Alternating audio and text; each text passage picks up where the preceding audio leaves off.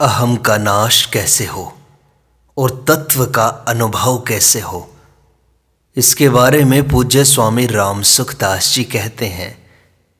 संपूर्ण देश, काल, क्रिया, वस्तु, व्यक्ति, अवस्था, परिस्थिति या घटना आदि का अभाव होने पर जो भी शेष रहता है वही तत्व है, वही परमात्मा है। उस तत्व का अभाव कभी हुआ नहीं, है नहीं, होगा नहीं और हो सकता नहीं। उस तत्व में हमारी स्थिति स्वतः है, इसलिए वह तत्व हमारे से अलग नहीं है और हम उससे अलग नहीं हैं। वह हमसे दूर नहीं है और हम उससे दूर नहीं हैं। वह हमारे से रहित नहीं है और हम उससे रहित नहीं हैं। वह हमारा त्याग नहीं कर सकता और हम उसका त्याग नहीं कर सकते। वही तत्व सबका प्रकाशक, सबका आधार, सबका आश्रय, सबका रक्षक, सबका उत्पादक, सबका प्रेमास्पद, अंतरात्मा, आत्मदृक्, विश्वात्मा आदि अनेक नामों से जाना जाता है। उस नित्य प्राप्त तत्व का अनुभव करने में कोई भी मनुष्य असमर्थ, पराधीन या अनधिकारी नहीं है। वह तत्व केवल उत्कट अभिलाषा मात्र से प्राप्त हो जाता है। तत्व को लेकर द्वैत, अद्वैत, विशिष्टाद्वैत, शुद्धाद्वैत, द्वैताद्वैत आदि जो दार्शनिक भेद हैं, उनका आग्रह ही तत्व के अनुभव में बाधक है। कारण कि तत्व में कोई भेद नहीं है। जितने भी दार्शनिक भेद हैं वे सब तभी तक हैं जब तक अहम है। अहम से परिच्छिन्नता उत्पन्न होती है और परिच्छिन्नता से भेद उत्पन्न होता है। अतः जब तक अहम रहता है तब तक भेद का नाश नहीं होता। अहम के मिटने पर कोई भेद नहीं रहता, केवल तत्व रह जाता है। अहम क्या है, इस पर विचार करें। गीता में आया है, अहंकार इतीयम में भिन्ना प्रकृतिर अष्टधा महाभूतान्यहंकारो बुद्धिर अव्यक्तमेव च। सांख्य कारिका में आया है, प्रकृतिर महान ततो अहंकारः। श्रीमद् भागवत में आया है, सात्विक, राजसिक और तामसिक 3 प्रकार के अहम हैं। ये सब के सब अहम सर्वथा जड़ प्रकृति के वाचक हैं। इसलिए भगवान ने अहम को इदमता से कहा है। जैसे एतद् यो वेत्ति, तात्पर्य है कि अहम प्रकाश्य है और तत्व प्रकाशक है। अहम ज्ञेय है और तत्व ज्ञाता है। प्रकाश्य के साथ प्रकाशक की ओर, ज्ञेय के साथ ज्ञाता की सर्वथा एकता कभी हो नहीं सकती। जीव अहम के साथ तादात्म्य करके अपने को मैं हूं इस प्रकार अनुभव करता है। इसमें मैं तो प्रकृति का अंश है और हूं चेतन का अंश है। तात्पर्य है कि मैं की नहीं के साथ और हूं की है के साथ एकता है। वास्तव में मैं के साथ संबंध होने से ही हूं है। अगर मैं का संबंध छोड़ दें तो हूं नहीं रहेगा, अपितु है रहेगा। वह है तत्व का स्वरूप है।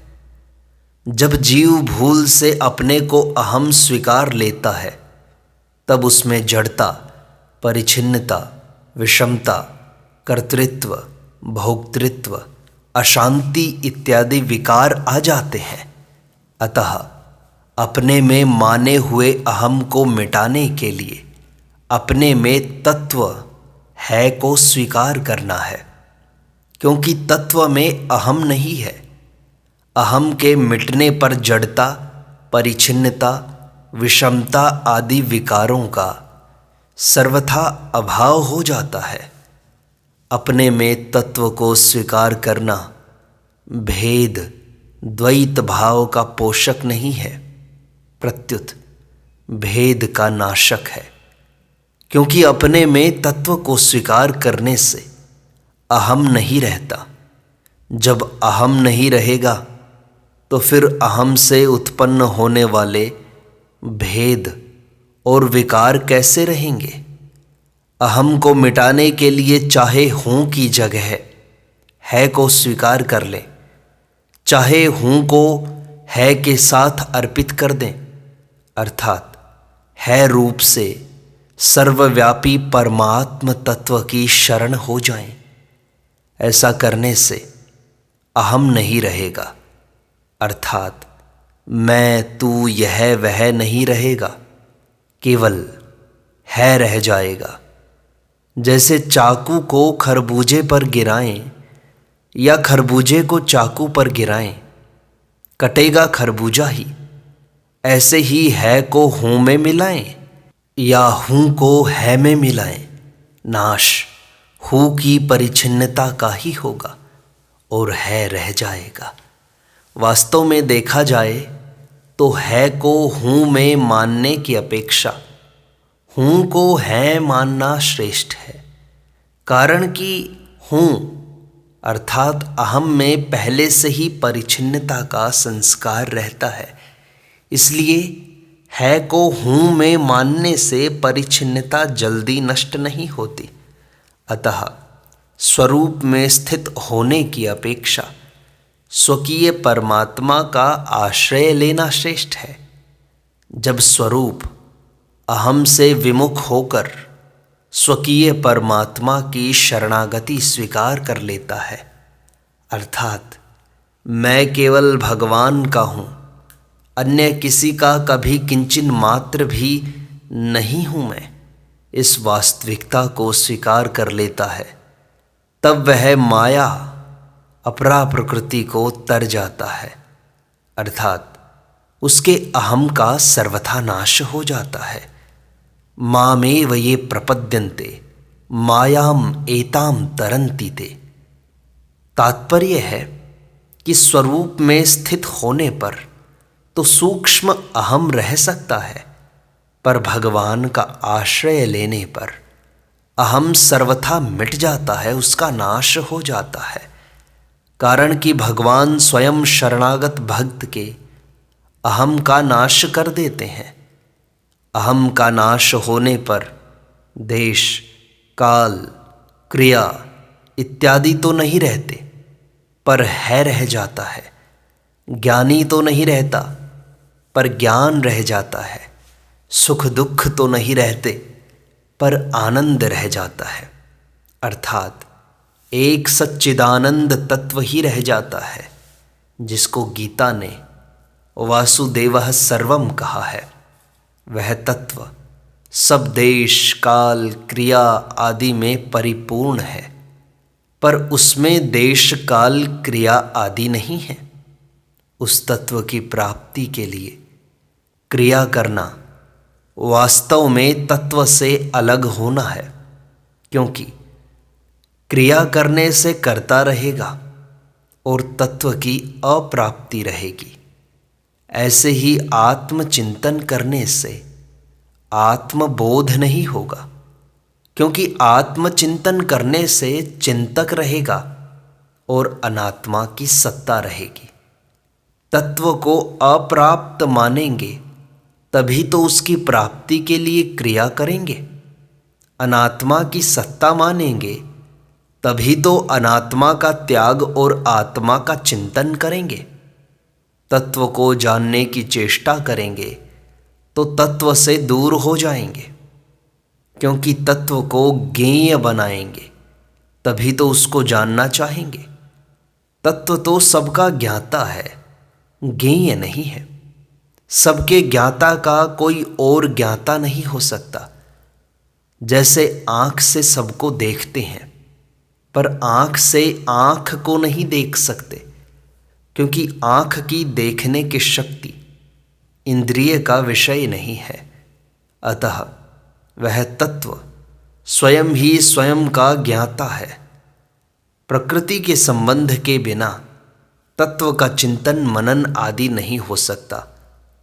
अतः तत्व का चिंतन करेंगे तो चित्त साथ में रहेगा, मनन करेंगे तो मन साथ में रहेगा, चिंतन करेंगे, निश्चय करेंगे तो बुद्धि साथ में रहेगी, दर्शन करेंगे तो दृष्टि साथ में रहेगी, श्रवण करेंगे तो श्रवण इंद्रिय साथ में रहेगी, कथन करेंगे तो वाणी साथ में रहेगी। ऐसे ही ह को मानेंगे तो मान्यता तथा मानने वाला रह जाएगा, और नहीं का निषेध करेंगे तो निषेध करने वाला रह जाएगा। कर्तृत्व अभिमान का त्याग करेंगे तो मैं करता नहीं हूँ, यह सूक्ष्म अहंकार रह जाएगा। अर्थात त्याग करने से त्यागी रह जाएगा। इसलिए न मान्यता करें, न निषेध करें, न ग्रहण करें, न त्याग करें, अपितु जैसे हैं वैसे रहें। अर्थात है में स्थिर होकर बाहर भीतर से चुप हो जाएं। चुप होना है, यह आग्रह भी न रखें, नहीं तो कर्तृत्व आ जाएगा। क्योंकि सत्ता मात्र तत्व स्वतः सिद्ध है। मैं, तू, यह, वह, इन चारों को छोड़ दें तो एक है की सत्ता रह जाएगी। उस है में चुप हो जाएं, स्थिर हो जाएं, तथा अपनी ओर से कुछ भी चिंतन न करें। आत्मसंस्थम मनः कृत्वा न किंचिदपि चिंतयेत्।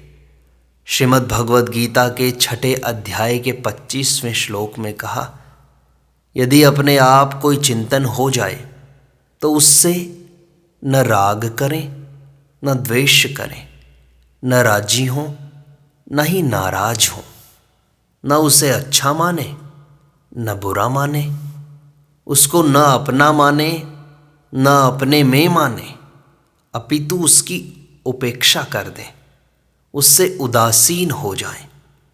वास्तव में वे अपने नहीं हैं। उससे राग द्वेष करना द्वंद्व है। यह द्वंद्व तत्व के अनुभव में खास बाधा है। गीता में कहा, तौ ह्यस्य परिपंथिनौ तौ कौ वे कौन, राग द्वेषौ। राग और द्वेष तत्व के अनुभव में खास बाधा है। इस प्रकार यदि 1-2 सेकंड भी चुप सत्ता मात्र में तत्व में स्थिर हो जाएं तो उससे एक शक्ति मिलेगी जो संयोग की रुचि का, संसार की आसक्ति का नाश कर देगी। कारण कि अक्रिय तत्व में अपार शक्ति है। सभी शक्तियां उसी की तो हैं। उस अक्रिय तत्व से ही तो प्रकट होती हैं, उसी में स्थित रहती हैं और उसी में लीन हो जाती हैं। यदि हम थोड़ी देर भी उस सत्ता मात्र में स्थित हो जाएं, तो उससे एक अपार शक्ति हमें मिलेगी, क्योंकि सारी शक्तियां उसी की हैं। संसार में प्रत्येक क्रिया के बाद अक्रियता आती है, और उस अक्रियता से ही पुनः क्रिया करने की शक्ति मिलती है। जैसे बोलते बोलते कुछ देर चुप हो जाएं तो पुनः बोलने की शक्ति आ जाती है। चलते चलते थक कर गिर जाएं तो कुछ देर ठहरने से पुनः चलने की शक्ति आ जाती है। दिन भर कार्य करते करते रात्रि में सो जाएं तो पुनः शरीर में ताजगी, कार्य करने की शक्ति आ जाती है। इस प्रकार प्रत्येक क्रिया, वृत्ति आदि की संधि में वह अक्रिय तत्व झलकता है।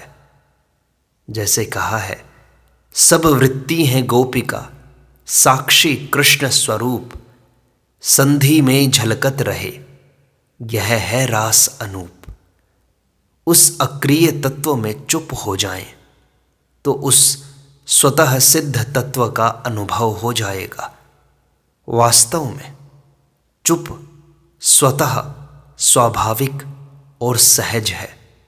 उसमें कोई उद्योग नहीं करना है, अपितु केवल नहीं की अस्वीकृति करनी है। इसी तरह अहम का नाश हो जाएगा और तत्व की प्राप्ति हो जाएगी। नारायण नारायण नारायण।